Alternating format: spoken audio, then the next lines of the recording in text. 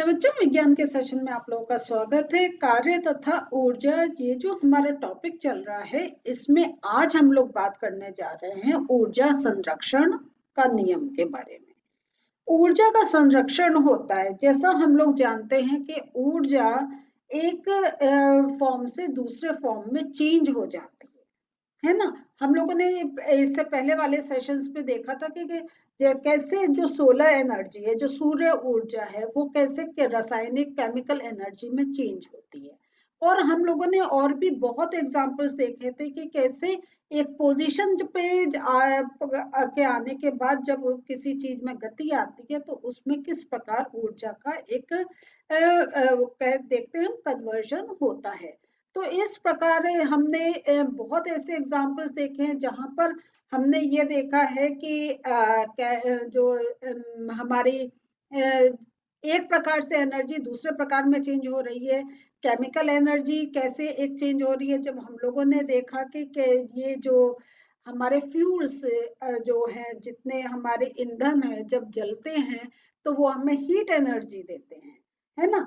तो इस प्रकार हम देखते हैं कि जो एनर्जी का कन्वर्जन एक फॉर्म से दूसरे फॉर्म में हो रहा है।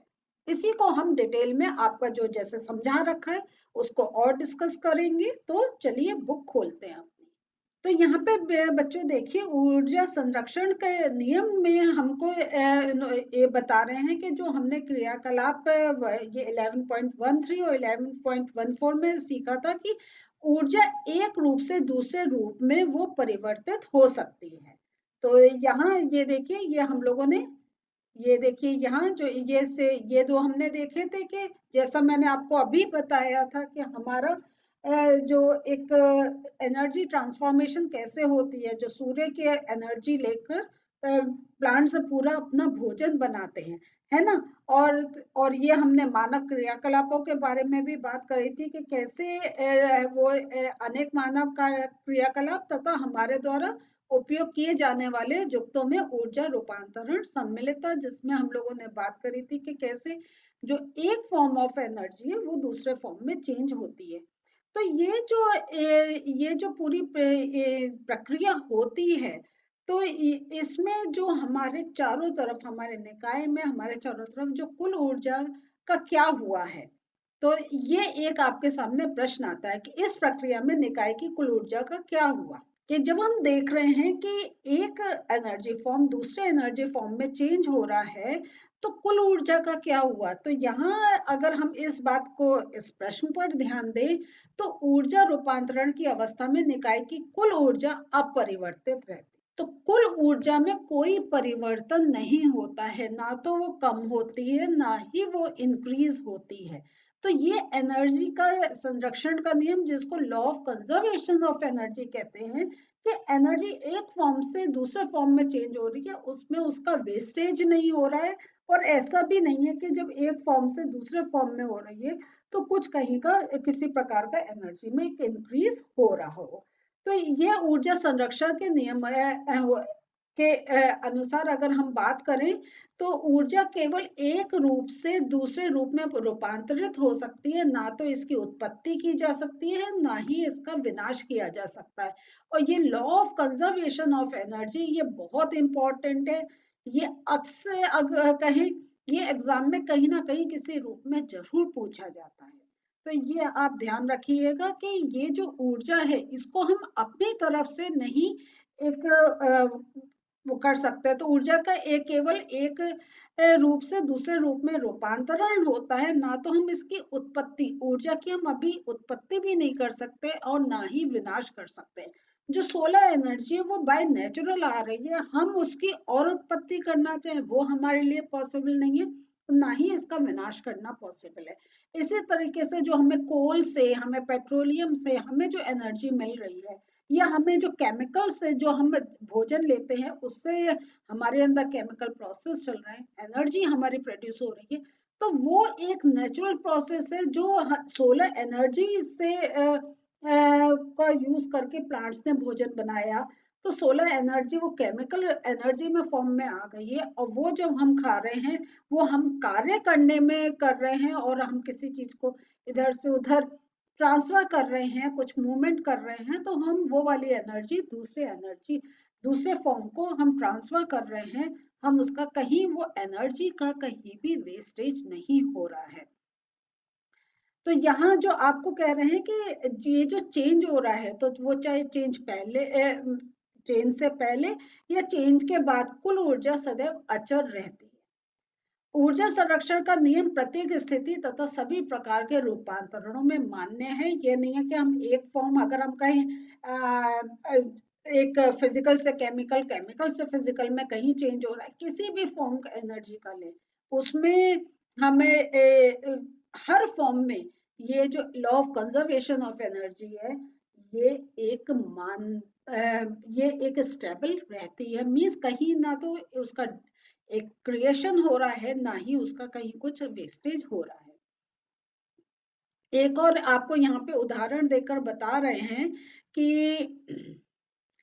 वो कह रहे हैं कि अगर एक हम ये सपोज कर लें कि m द्रव्यमान की कोई वस्तु h ऊंचाई से नीचे गिराई जाती है, तो प्रारंभ में क्या होता है, उसमें एक स्थितिज ऊर्जा होती है। मींस वो पोजीशन के कारण उसके अंदर एक ऊर्जा होती है जिसको हम mgs से एक डिनोट करते हैं। और उस समय क्या होता है, जब वो पोजीशन पर कोई एक ऑब्जेक्ट होता है, तो उसके अंदर mgh वाली एनर्जी होती है, लेकिन उसमें जो काइनेटिक एनर्जी, जो गतिज ऊर्जा है, वो जीरो रहती है। और गतिज ऊर्जा, क्योंकि उसके अंदर गति है ही नहीं, इसलिए गतिज ऊर्जा जीरो रहती है। फिर क्या होता है, इस प्रकार वस्तु की कुल ऊर्जा mgh ही रहती है। और जब ये वस्तु गिरती है तो क्या होता है, यही जो स्थितिज ऊर्जा है, ये गतिज ऊर्जा में परिवर्तित हो जाती है।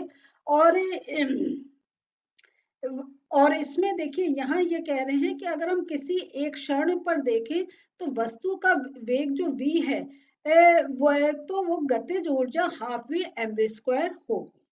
तो यहाँ पे हम देख रहे हैं जो mgh है वो हाफ mv² में चेंज हो रहा है। मींस जो एक स्टेशनरी जो पोजीशन के कारण जो एनर्जी आई थी, अब जब उसके अंदर गति होने लगी, वो जो आपकी mgh वाली एनर्जी थी, वो अब हाफ mv² में चेंज हो गई है।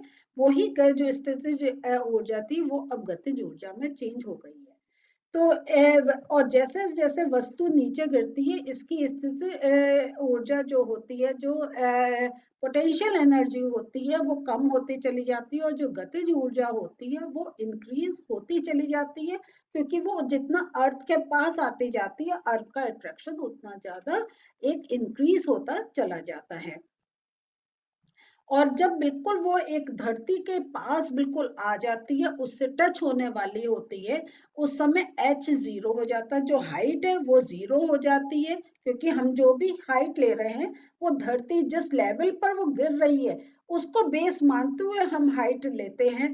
तो जैसे जैसे वो नीचे आ रही है, जो हाइट है वो तो कम हो रही है, h जीरो की अवस्था में आने लग जाता है, और अंतिम वे v अधिकतम होता है। इसलिए अब जो है गतिज ऊर्जा अधिकतम तथा स्थितिज ऊर्जा न्यूनतम हो जाती है। जबकि जब स्टार्टिंग था तब स्थितिज ऊर्जा अधिक थी और गतिज ऊर्जा शून्य थी, लेकिन जैसे जैसे नीचे आ रही है, गतिज ऊर्जा अधिक हो रही है, और जो आपकी स्थितिज ऊर्जा है वो शून्य की तरफ होती चली जाती है। तो इसका और यहाँ पे एक बात और आपको कह रहे हैं कि सभी बिंदुओं पर वस्तु की स्थितिज ऊर्जा तथा गतिज ऊर्जा का योग समान रहता है। मींस ये कांस्टेंट रहता है। तो हम अगर उसकी बात करें, तो ये देखिए, स्थितिज ऊर्जा और गतिज ऊर्जा अचर, means mgh plus half mv² is equal to अचर, मींस ये कांस्टेंट रहता है। तो किसी भी वस्तु की गतिज ऊर्जा तथा स्थितिज ऊर्जा का योग उसकी कुल यांत्रिक ऊर्जा होती है, मैकेनिकल एनर्जी होती है। तो यहाँ पे ये जो आपकी यांत्रिक ऊर्जा का अगर कैलकुलेशन करना पड़े, तो आपको उसका पोटेंशियल एनर्जी और काइनेटिक एनर्जी, मीन्स आपकी स्थितिज ऊर्जा और गतिज ऊर्जा का योग जो आएगा, वो उसकी यांत्रिक ऊर्जा माना जाता है। और हम ये देखते हैं कि किसी पिंड के मुक्त रूप से गिरते समय इसके पथ में किसी बिंदु पर स्थितिज ऊर्जा में जितनी कमी होती है, गतिज ऊर्जा उतनी ही इंक्रीज होती चली जाती है। तो यही हम आपको बता रहे हैं कि जैसे जैसे वो अर्थ के पास आता है, बिकॉज ऑफ ग्रेविटेशनल फोर्स क्या होता है, हाइट उसकी कम होती चली जा रही है, तो वो ही जो उसके अंदर एनर्जी है वो अब जो इस पोजीशन के कारण थी, वो अब पूरी क्या है, वो गतिज ऊर्जा में परिवर्तित होने लग जाती है। तो इस प्रकार गुरुत्वीय स्थितिज ऊर्जा का गतिज ऊर्जा में निरंतर रूपांतरण होता रहता है। एक क्रियाकलाप में ये देख लेते हैं कि अगर 20 kg के द्रव्यमान का कोई पिंड 4 मीटर की ऊंचाई से मुक्त रूप से गिराया जाता है, तो इसके अनुसार प्रत्येक स्थिति में स्थितिज ऊर्जा तथा गतिज ऊर्जा की गणना आप करके इस ऐसे ये लिख सकते हैं। तो ये आप चाहें तो ये देख सकते हैं कि यहाँ पर जब ऊंचाई पर इतनी ऊंचाई पे पिंड था तो स्थितिज ऊर्जा क्या थी, गतिज ऊर्जा क्या थी, और जैसे जैसे ऊंचाई कम होती चली जा रही है आप देखेंगे उसमें इंक्रीज होता चला जाता है। तो ये तो एक आपका इस प्रकार आपको एक ये एक इसलिए मैंने आपको बताया, ये ऐसे तो आपको कैलकुलेट करना थोड़ा डिफिकल्ट होगा, लेकिन ऐसे प्रश्न बनकर आते हैं कि किस स्टेज में गतिज ऊर्जा अधिक होगी और किस में स्थितिज ऊर्जा अधिक होगी। तो जितना आपको मैक्सिमम जितनी हाइट पर रहेगा उसमें स्थितिज ऊर्जा मैक्सिमम होगी, गतिज ऊर्जा न्यूनतम होगी। लेकिन जैसे जैसे हम इसकी हाइट कम होती जाएगी तो हम देखेंगे हम ये कह सकते हैं कि स्थितिज ऊर्जा एक कम होती चली जाएगी और गतिज ऊर्जा इंक्रीज होती चली जाएगी। और यहाँ पे आपने देखा यांत्रिक ऊर्जा को हम जब दोनों ऊर्जा हम ऐड कर देते हैं तो हमें यांत्रिक ऊर्जा प्राप्त होती है। तो आज के नोट्स देख लेते हैं। ऊर्जा संरक्षण का नियम। ऊर्जा केवल एक रूप से दूसरे रूप में रूपांतरित होती है, ना तो इसकी उत्पत्ति की जा सकती है और ना ही विनाश। रूपांतरण के पहले और रूपांतरण के बाद कुल ऊर्जा सदैव अचर रहती है। ऊर्जा संरक्षण का यह नियम प्रत्येक स्थिति तथा सभी प्रकार के रूपांतरणों में मान्य है। ये एक वस्तु का मुक्त पतन के समय जो ऊर्जा देखते हैं, तो बच्चों यहाँ पे एक वस्तु का मुक्त पतन के समय ऊर्जा का संरक्षण अगर हम देखते हैं तो m द्रव्यमान की एक वस्तु जो है वो h ऊंचाई से पर स्थितिज ऊर्जा उसकी mgh होती है। तो यहाँ पे देखिए कि यहाँ ये एक जो आपको चार्ट में वैसे कहा था, ये एक मैं आपको पिक्चर की हेल्प से समझा रही हूँ। तो यहाँ पे जो आप देखिए जब ये मैक्सिमम हाइट पर है तो इसमें स्थितिज ऊर्जा 20 जूल है और जो गतिज ऊर्जा है वो 0 है। तो कुल ऊर्जा हमने देखा 20 + 0 20 ही है। फिर जैसे जैसे ये हाइट इसकी कम होती चली जा रही है तो आप देख रहे हैं यहाँ पे स्थितिज ऊर्जा कम होती चली जा रही है लेकिन गतिज ऊर्जा इंक्रीज होती चली जा रही है। लेकिन जब हम इसको कैलकुलेट कर रहे हैं तो यहाँ पे अब क्या है, फिर ये आप देखेंगे तो हमें जो स्टार्टिंग में कुल ऊर्जा 20 जूल मिल रही थी वो हमें लास्ट तक 20 जूल ही रही है। तो ये एक आपको ऐसे डेमो करके दिखाया है। तो जैसे वस्तु नीचे गिरती है हाइट कम होती है और स्थितिज ऊर्जा भी घटती है, और फिर ऊंचाई h गतिज ऊर्जा 0 थी लेकिन वस्तु के नीचे गिरने के समय ये बढ़ती चली जाती है और मुक्त पतन के समय किसी भी बिंदु पर स्थितिज ऊर्जा और गतिज ऊर्जा का योग समान होता है। तो हम कहीं भी देखें किसी भी स्टेज पे हमें जो टोटल जो एनर्जी मिल रही है वो देखिए 20 जूल ही मिल रही है। तो ये जो आपका था ये हमने इसको ऐसे पिक्चर की हेल्प से आपको समझाया। तो ½ mv² + mgh is equal to अचर मीन्स कांस्टेंट, गतिज ऊर्जा प्लस स्थितिज ऊर्जा ये कांस्टेंट रहती है। तो यहाँ आप लोग बच्चों आप लोगों ने देखा law of conservation of energy, ऊर्जा का संरक्षण कैसे हो रहा है। और ये याद रखिएगा कि ना तो हम उसको बना सकते हैं ना ही उसको हम डिस्ट्रॉय कर सकते हैं। तो इंग्लिश में भी हम इसको यही कहते हैं कि एनर्जी कैनॉट